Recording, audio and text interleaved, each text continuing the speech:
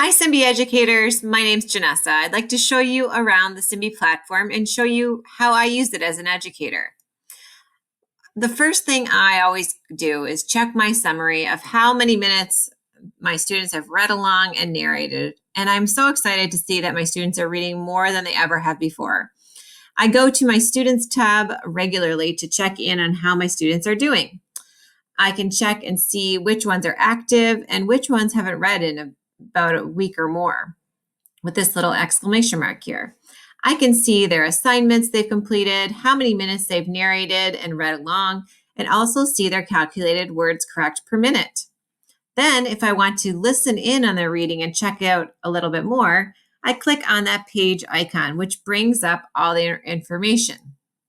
Now I can look and see the books that they've read along to, that they're currently reading, and ones that they finished.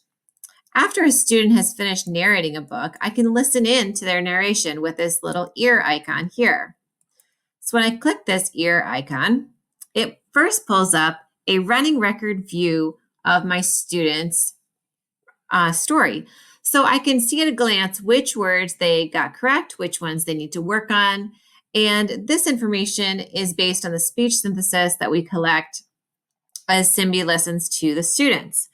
Of course, if a student's audio quality is not high quality, then this information could be incorrect. It's still very important for us as educators to go in and listen to our students reading. So we can do this by clicking Listen to Narration. Now I can listen to my student with the play button here. After listening to my student, I have an opportunity on every page to leave feedback for them.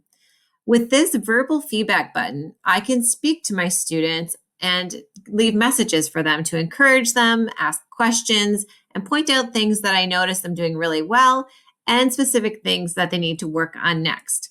If I want to send it to my student, I just click check. If I want to delete, I click the trash can. Now, my student, when they go into their journey, they'll be able to access this note with the little bell message notification in the top right-hand corner. After they listen to the feedback from me, they can then record their own message back to me, and we can have this ongoing back and forth conversation, which is more in line with what I would normally do with them in a classroom setting if I was right beside them listening to them read. We would have a normal conversation afterwards, and that's really the best way to assess their comprehension. So I love this feedback button, and I found it to be very helpful for my students. The next thing I might do is check in on my groups, see how my groups are doing. So you can organize your groups like this. You can add students to each of your groups.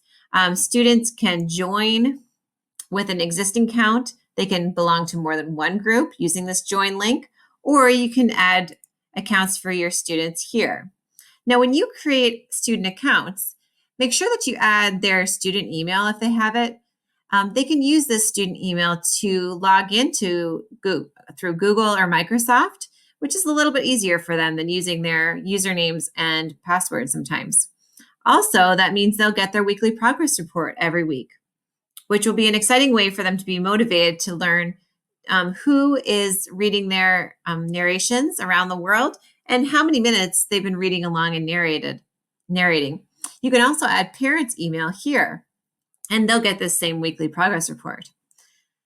Now, if you see this grade column here, this grade is really for their reading grade, not necessarily for their grade that they are in school. So if you notice that your student is reading a grade or two below their current grade level, put their reading grade in here instead of their current grade. And that will inform some of the passages that are suggested for them in their journey.